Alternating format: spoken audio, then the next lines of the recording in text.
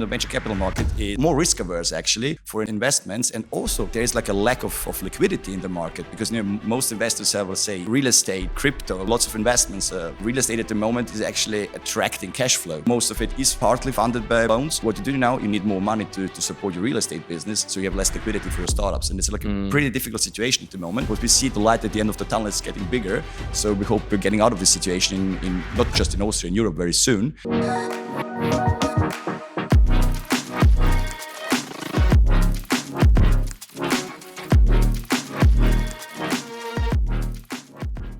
Welcome to Let's Talk About Tech. It's my great pleasure to introduce you today to Dusan Todorovic. He's the head of the I2 Business Angel Network of the Federal Promotion Bank of Austria. Welcome, Dusan.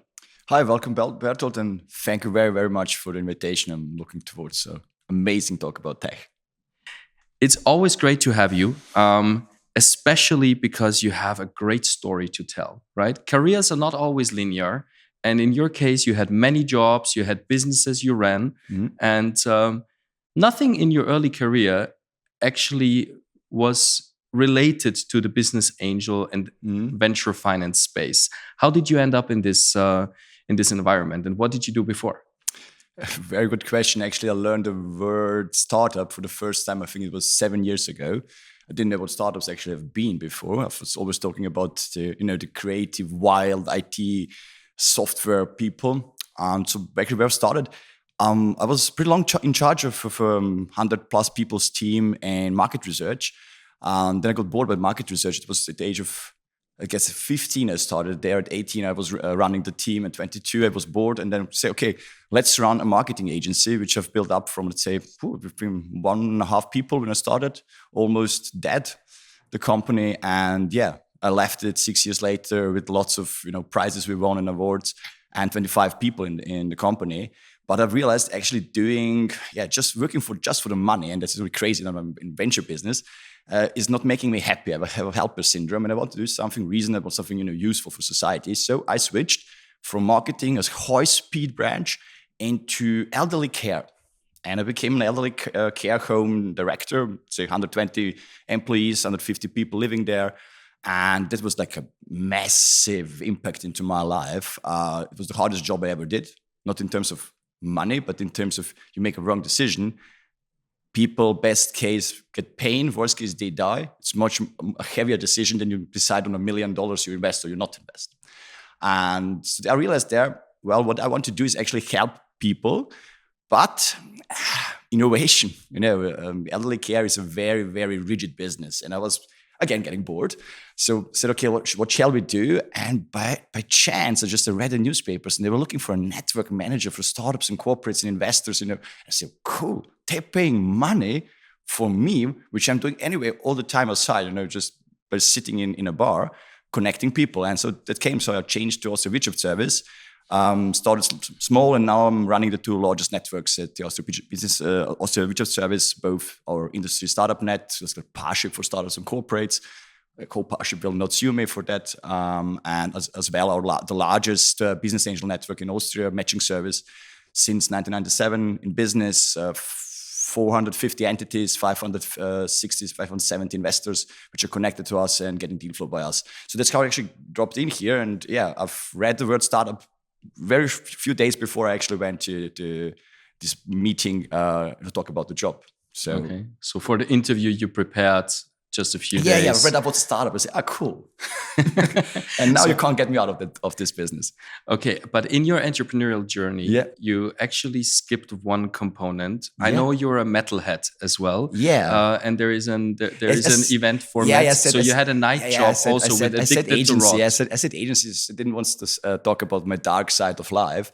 You're right. The agency was running. It was not just doing B2B events, which brought them biggest part of our revenue and profits. We were also doing the two largest regular clubs in Vienna. So one of them was Addicted to Rock. Maybe you were a guest there, I guess. You've been there. So we were a bit of metalheads and punk heads. And doing events for, let's say, 1,000 people every week, 52 weeks a year. Still running, still in business. Has some spin-offs right now. Radio show, also bar here next door to you. But I'm exited there. I think it was 10, 11 years ago. Okay, but you still join the events and Yeah, you still enjoy It's still family. hard It's rock still music. family for me. And if you ask me, have I been in a concert of, say, Metallica? Don't ask Rammstein. That's a bad topic at the moment. I've been there, both. But yeah, still, you can't get music out of your heart. Metallica's coming back to town. Are Yes, you do you joining? have tickets? I do have tickets as well, so we see each other Hashtag there. me too. We see each other there. Which day? Yeah, I have no idea. Just one day, come on. I think it's on I think on the 1st of June. First of June. It's just one day. It was just kind of joke question. I did not know if they have more concerts. I mean, it could be. It's Metallica after all. Okay, so coming back to business. Now you're in angel and venture finance, running the largest Austrian business angel network, the I2 Business Angel Network for the Federal Promotion Bank. What kind of services can one expect? Is this exclusively for Austrians, or is it open for international investors to connect and get deal flow, work with you guys? I think it's what is the most important thing. What we do, we are very, very open for international investors who are investing in the pre-seed and seed stage. Let's say the startups we are introducing to our network they're really kind of handpicked. We have more than 700, 800 projects pre-seed, still not founded. Some seed stage startups as well. And you're usually looking for, let's say, 500,000 up to 1.5 million for the current round, and ticket size is 50,000 to 250,000, and most of them, some are larger. And if you come from abroad, and Austria is a small market, you usually can't afford a manager sitting in Vienna and looking at the deal flow here. So that's what we do, and you get a kind of handpicked, selected, high quality deal flow into your inbox. Without a large financial exposure here. So that's, I think, really, really useful. And we had a lot of German VCs, investors from Switzerland, as well from Northern Italy, so Südtirol, South Tyrol, who are actually using our network and investing in Austrian startups. Okay. Also, I've seen that there's a growing ecosystem in the Eastern European countries. Now, you yourself, you have a family heritage from Serbia. Right? Yeah. You speak the language, right? Which kind of helps. And there is growing ecosystems. Are you attending events abroad also to, promote what you do, but to also, make the world a little bit smaller, collaborate and help also startups to grow into those regions? Actually, to put it short, no. Why no? The market there is still in a very, very beginning, and they're still focused on their local businesses. There are approximately 3 or 4 relevant investors in the Balkans who also look abroad. We are in contact with them. They usually come to our events like Connect Day in Vienna, which is on the 4th of June. You're highly invited to Connect Day. Join us. 1,000 plus people there, 200 investors, 450 companies. So a lot of ecosystem in Vienna you can meet. You actually found one of your portfolio companies there, as I remember, a few years ago. True.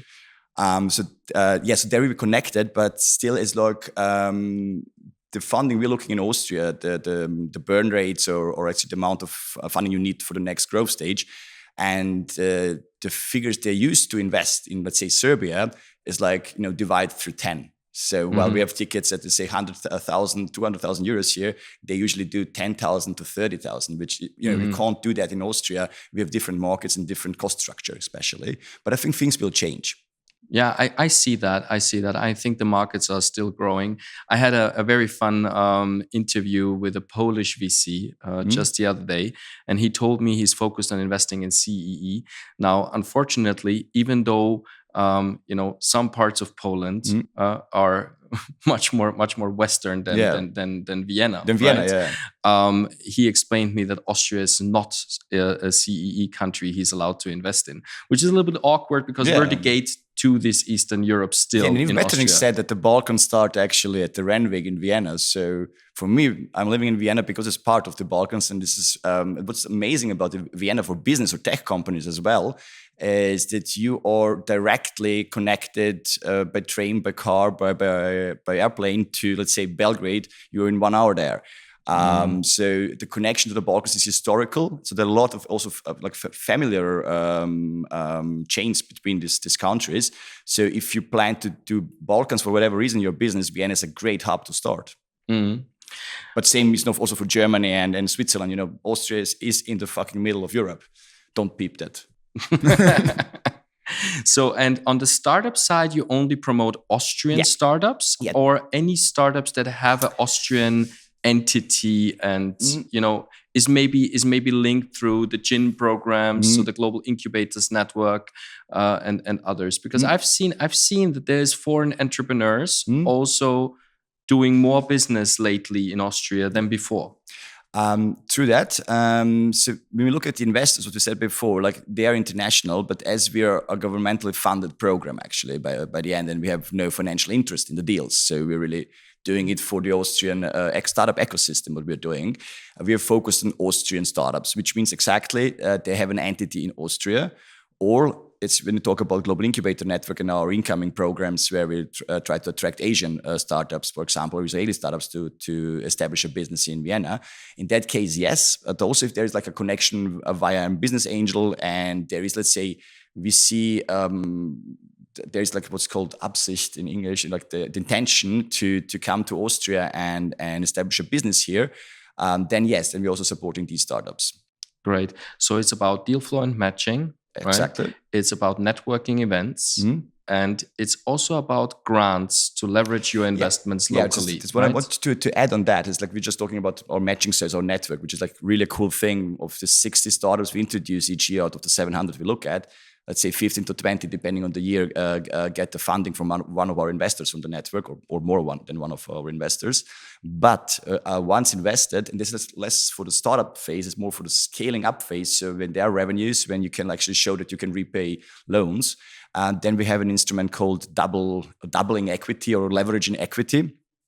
Which means that we double the amount of invested funds by giving a warranty from a state warranty of 80% of the amount invested. So the risk is just 20% for the bank, and they can more easily give a loan.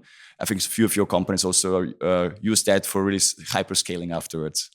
Yes, but I became a little bit. You burned yourself once, I know. I became a little bit more careful because companies really need to have a healthy balance sheet already. Exactly. It is not for startups; it is for scaling up. After all, it's a loan, right? And now, I mean, we see now an economic crisis. We see more and more insolvencies, and here you have the trouble, right? When you have that's debt the reason load, at the moment right, we show really flexibility in that position. I think it's really necessary because things changed. It is harder to attract, for example, in B2B business, it's harder to attract new clients on the one side. On the other side, with an explosion of costs. So your burn rate is rising, or actually your time is getting less and less. While the same market, at the same time, the venture capital market is less willing or more risk averse actually for investments, and also there is like a lack of liquidity in the market because most investors have, let's say, real estate, they have crypto, lots of investments, and real estate at the moment is actually attracting cash flow because interests are up. Most of it is partly funded by loans. So what you do now, you need more money to support your real estate business, so you have less liquidity for your startups, and it's like a pretty difficult situation at the moment. What we see, there is like a shining star, or actually the light at the end of the tunnel is getting bigger. So we hope we're getting out of this situation in not just in Austria, in Europe very soon.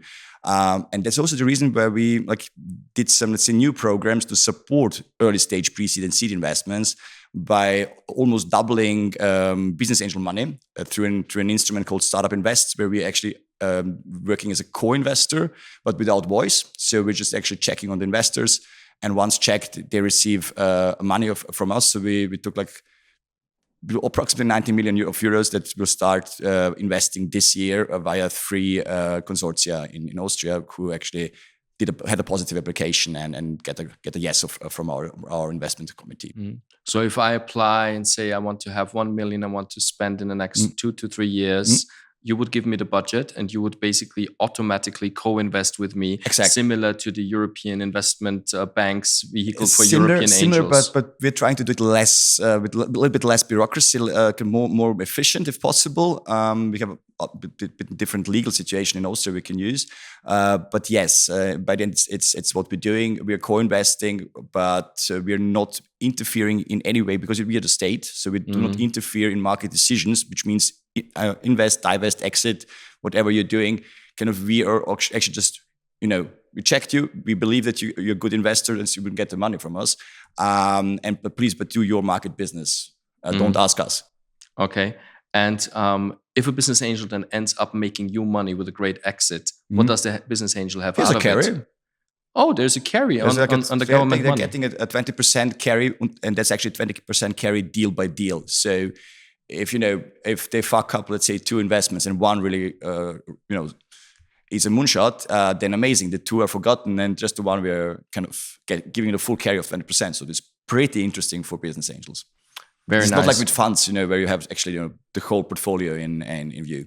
Sounds like a very attractive program. Yeah. Talking about those programs, I mean, the Austrian ecosystem had a lot of political requests in the past, right? And every government in the last 10 years, I have followed quite closely for our industry, did do little, but not so much really, right?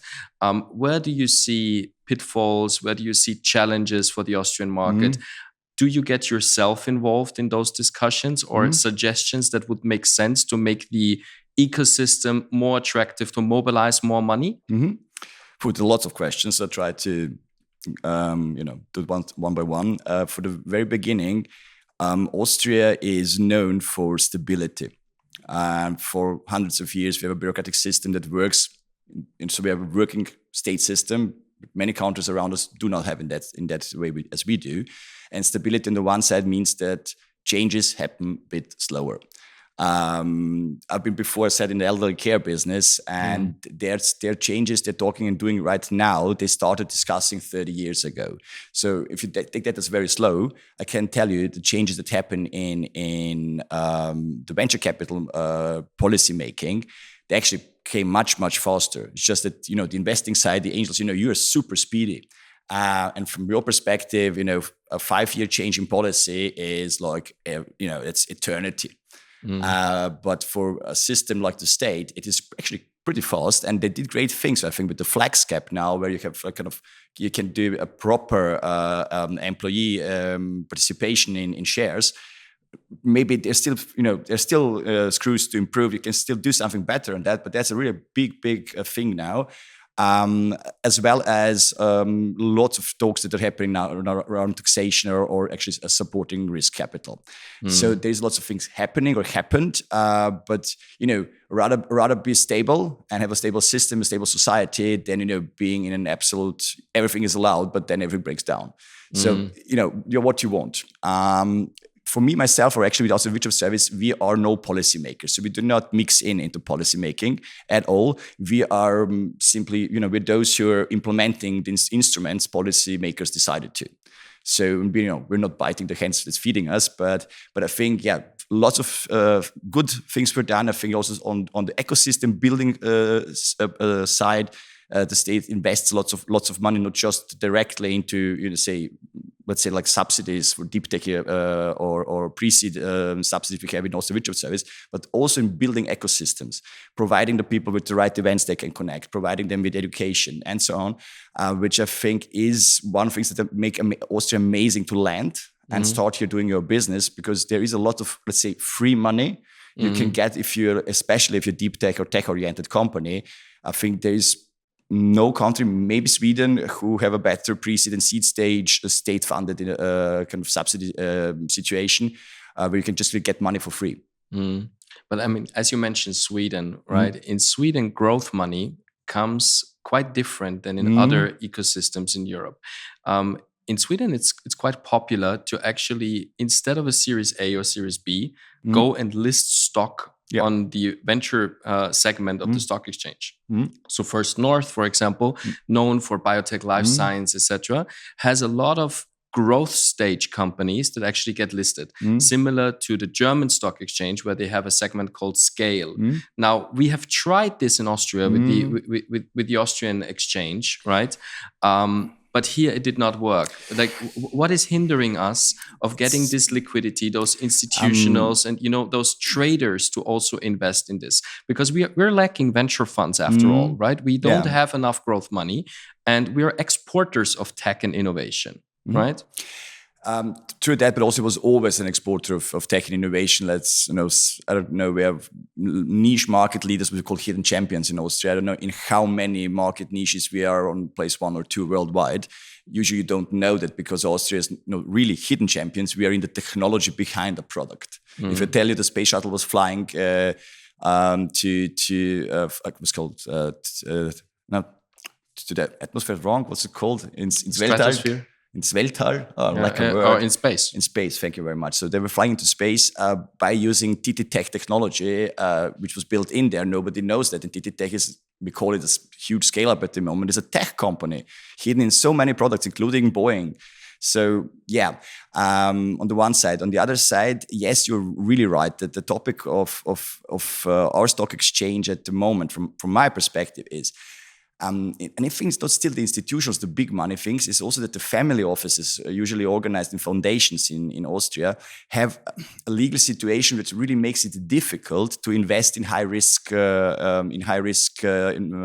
investments like startups, because their management is actually, you can make them like a word again. They have actually to repay the money if they lose an investment. Right. In a startup, which is a pretty difficult situation, different in northern countries. If I have a wish, I would change something there, but that's a long story to do. And I'm just wishing it as a private person, not as AWS. Right. I mean, also banks have the problem, right, with the equity requirements that they have to back behind direct investments in companies, similar to Solvency II. On the insurance side, pension funds actually are allowed to invest in venture capital. I see that there's more and more interest also in looking into venture funds, which would unlock gigantic amounts of money. Yeah, definitely. Sorry for interrupting you, because I want to add something before. Is like we've seen in also Wirtschaft Service and also the policymakers have seen that we have really big issues with the venture capital funds. If you go, let's say, 12, 13 years ago, there was nothing. Speed Invest was the first, to start. I think they had a 10 or 20 million euro fund in the first. I think the first one was like 9 to 10 million. This was even 10. Like we were the first anchor investor as state. We gave them an LP ticket, like large one, say 30% approximately, as I remember. And they started off with that money. And if I ask Oliver Hollett today, sorry for name dropping, I think he would still say they couldn't have started without that LP ticket that we as a state gave them. In the meanwhile, we have like 17 LP tickets we did in the last 12 years. 14 of them still running. So that's a great instrument called Venture Capital Initiative, where we actually co-invest with funds, or we invest in funds.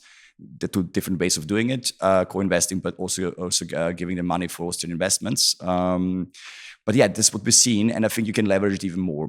Yeah, I think definitely the country woke up. Right, yeah, we see that there is good momentum now. Remember the events? Let's say 5-6 years ago when I started, you went to events and there were like 50, 60 people. If there were 100, we're talking about huge. Look at this ecosystem. And now last year we did the Connective with 1,200 people there. And it was like, hell, the location is too small. And you see that it's really waking up, and there are more and more founders. And the most important thing, there are more and more founders who exited their businesses. And now like Alfred or like Katarina Klausberger, like the whole Runtastic Mafia as well, like they all started now investing into startups. And that's what happened maybe in Austria 10 years later than elsewhere. But now they're really taking high speed and putting back their money, knowing the issues and troubles of founders. So I think their investments are much more involved than just money. It's also the know-how of how to grow a company. And so I think that's the momentum we have at the moment. It's a great time to invest in Austria actually at the moment, especially with these guys, also with us, but also with you in your European Super Angel Club, for example. So lots of things are happening right now. And we're in an amazing phase where you don't pay, a 5 million valuation for a PDF deck and let's say 3 million for a PowerPoint deck because they didn't know how to save the PDF, So the things changed, now you're really investing in real businesses. And what I've seen also as a change is that, and that's really great for Austria, actually how our cultural way of doing business is. Now people are not looking for hyperscaling. Now they're looking to get into, into positive cash flow as fast as possible to finance them through a good product, and don't work with amazing burn rates, but look, within 2 years we're cash flow positive, and that's what actually is changing now in the market, also due to the very situation. I mean, after all, it's a defense mechanism, right? But you gave me a good bridge.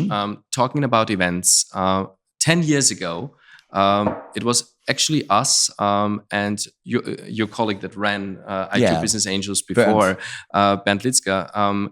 We started this little tiny event of the Business Angels Summit that now celebrates 10 years anniversary. We did this in parallel with European Super Angels Club from day one. Yeah, right? true that. And so we do celebrate our 10th anniversary also. Now our event got rebranded. It's now called World Venture Forum.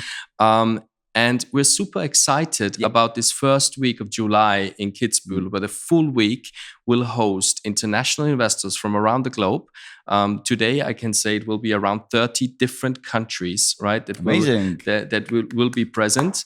And we will have a lot of topics that we will cover. And obviously still, right, in the same time, in the same location, there is the Business Angel Summit that has grown fantastically as well. What can we expect from this Thursday and Friday of the first week of July, where Business Angel Summit is taking place in parallel to the World Venture Forum? What's going to happen there? Before I say that, I want to say, Berthold, you told me, I think, 3 years ago, you're planning to change your European Super Angel Week into the World Venture Forum, and I will say, oh, that's typical Berthold. You blow it up. And then last year I've been guest there, and I just can tell you it was amazing. So like lots of international investors there, even some whales, 100+ million investors. And I was surprised by the internationality for like the first time you really exploded to size. It was really, really great being there. So join it from Monday. I think the Crypto Arm is on Monday, the first one. Right. And we were happy to see more international guests there. What we are doing at the Business Angel Summit also for 10 years is like we're focused on Austrian startup and connecting them to the business angel community, and especially connecting the business angels, in their group together with the, let's say, Southern German, Bavaria angel investors, Swiss angel investors, Liechtenstein, South Tyrol. So it's like more German speaking. We try out to do an English version this year as well. Let's see how many people are actually highly invited to join us, even if you're English speaking. Because I think it's the best way when you're up in the hills to make real personal connections, boundaries. You're in the hills, you talk differently. The atmosphere is amazing. Yeah, you see, let's say, some 10 pitches on the stage. You have great talks there. We will be talking about the change from investment from hyperscaling to deep tech investment. We will talk about how to fuck up business angel investments. Maybe you can join that panel as well if you like. And also we will have an amazing talk of Anders Inset, like the economical philosopher and futurist. So yeah, lots of things will happen there. But what I can promise you, we are 2 days in Rasmushof, which is on the Streif. It's like really there where the skiing ends in winter in Kitzbühel, like the finals are. There's the hotel. It's a golf course in summer. Amazing food there. Amazing location. Looking straight into the Kitzbühel Alps. And what I really like about our format is the same pretty much as yours. Is it's 2 days, but only 7 hours of program. It's a lot of time at lunchtime, dinners to connect. And I've heard there's some really, really amazing after parties afterwards. There are, and thanks to our sponsors, those parties get vibrant and really, really cool. Yeah. Also this year, there's a lot to expect. I mean, obviously a 10 years anniversary, right, has to put something on top again. And last year was great, I agree, but this year will be kicking things, to a totally different level. What I heard, and that was really interesting for me, from our friend Abdelhamed from Saudi Arabia, just in a call yesterday. He calls Austria his second home, Yeah. and he's the man behind Rise Up, a fantastic conference series in the Gulf region. Now he's doing this in Europe for the first time in October. He will be in the Netherlands. He tried to do Austria, but there was not so much governmental backing for bringing an event from Saudi here, which is okay. We can correct that maybe in year 2, right? Definitely, I think there will be people all ears. Now, what is interesting for me is we struggle in recession in Europe, right? While the Gulf region, and in particular Saudi, had the biggest economic growth in the world in the last years. How do we manage to get closer to those vibrant and growing ecosystems that are basically following the path that we have seen many, many decades ago with Silicon Valley, right? Now things are happening in the Gulf region. Is there programs already in place of the Federal Promotion Bank working with this region? For us, like, we are focused on Austria, so it is not our job to connect it with Saudi Arabia. That is like the Austria Business Agency, for example, who are in charge of these topics. but how to connect. Let's bring people together. So I think events like Rise Up, or also the World Venture Forum, or our Connect Day in Vienna, where people from abroad really join and meet with our investors and our startups. It's the first step. But we, as an Austrian promotional bank, or Federal Promotional Bank of Austria, our job is to support directly Austrian businesses who are already established here. So like, we are later in this supply chain. So there are other organizations before us who actually are in charge of building these bridges. Thank God, otherwise I would run out of business. And for example, like you, it's like private kind of people who actually want to build these bridges aside of those who are working for the state. So yeah, I mean, there's many people doing a lot for that, right? Pascal Haider, Austrian gentleman, he's living in the UAE and is driving the Austrian Venture Club, where I was an early supporter as well. They have now a great party I've seen there, a great event recently. There was one in Dubai, and now there was another one in Abu Dhabi taking place in the Paddock Club of the Formula One. It was amazing on the racetrack, really, really cool location. And the next one will be in Saudi, actually, in Riyadh, right? So he's trying to, pick up all those Austrian expats in the area, bring them together in a network, and also connect them, help them to connect with the local ecosystem drivers, like, the founder of the Garage.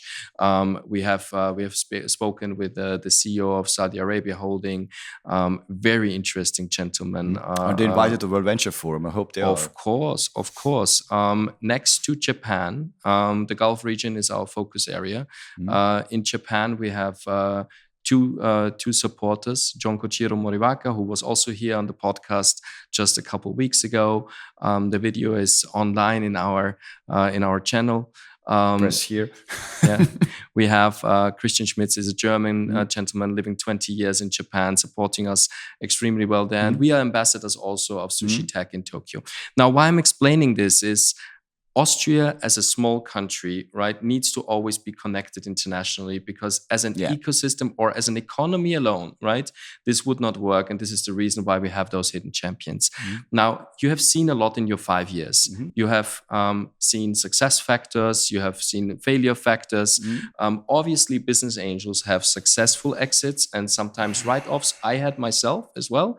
And I'm not ashamed to say that, as an investor, sometimes you win, sometimes you lose. But again, sometimes also losing, right, is only losing in one phase when it's insolvency, and then you're in restructuring and you have a second life of a company, still can get into a success. So having seen all of this, what are your key learnings? What would you recommend a startup founder, an investor, to do better, right? And how can you leverage your learnings to help them to do better? I start with the founders, and what I've learned is, and that changed dramatically to the positive in Austria, there is no fake it till you make it. It is not. We're not in a system where you can oversell things, because A, it's a people's business, B, it's a people's business, and C, it's a people's business. So it means trust. And if you destroy trust by overselling yourself, you're not just gone for that one investor. Austria is that small market, and all investors, when it's the relevant ones, are talking to each other. You're gone for the market. So keep it real. That's one thing. The other thing is, especially at the moment, take enough time to raise money. It is not a thing that, we have like startups that come to our service, say, hey, we need, $500,000 in 3 months. And we tell them, well, good luck. There's no chance. This takes up to a year at the moment. So plan enough of time for raising your money, and be flexible, which means react to the investors' markets. We had still some half a year ago where the market has changed dramatically. People looking for hyperscaling funding, huge amounts of money, while there was no money in the market. And if they would went, okay, let's say we're going to profitability as fast as possible. We're changing that because the story of the investors just changed. I think they would have survived. Sometimes you need to dive through. And simply, you have to be flexible and react, and not, stick to your initial idea. I know it's hard for the founder because they have a vision, but sometimes when there are like big clouds and large mountains that hide your vision, you simply have to go around that fucking mountain, which means changing your story a little bit, how you sell yourself. And now to the investors, maybe. What I've seen is some of them are doing it for the ego. And this is not an ego business. And what means that is I've seen startups who actually almost crashed because they were chatting to an investor for 1 year, and he was making them agree, I will do it, but let's change a little bit the term sheets. And by the end, he's told them, no, he actually just wanted to play. And he didn't invest. And that's a pity. I hope you kick out those investors out of your network, because that's, without dropping names, time. Yes. Okay. And that's a good one then. That's not what you should do. So it's here again, be trustful, be honest, and say no as fast as possible. Because you have time, you have the money, you're sitting. If you have money, you're sitting on time.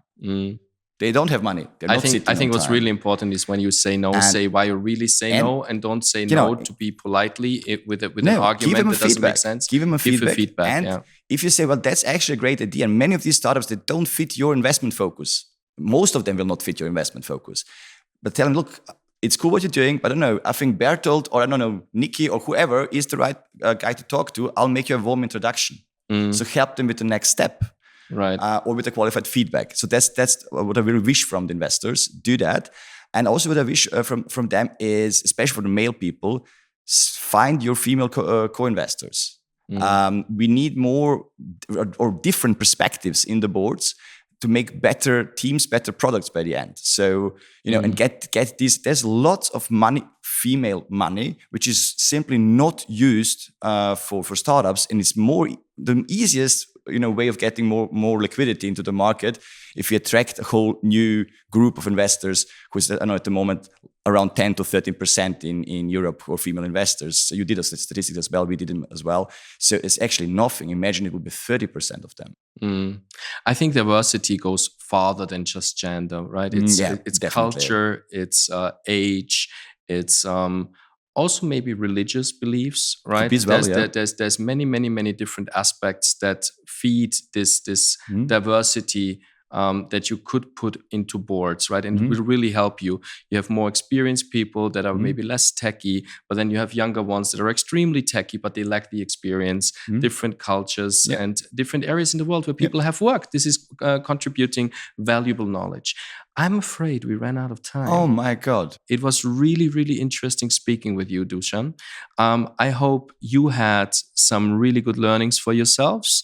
We have learned that Austria is a good spot for high tech. We have learned that valuations are really attractive at the moment.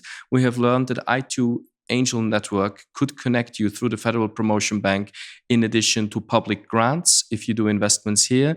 We have learned that there's also networks that are supported indirectly through the Federal Promotion Bank, and that there's many other institutions here in the country where Dusan will be delighted to connect you. It was great having you guys. Please don't forget to subscribe to our channel, and don't forget to tune in for the next episode.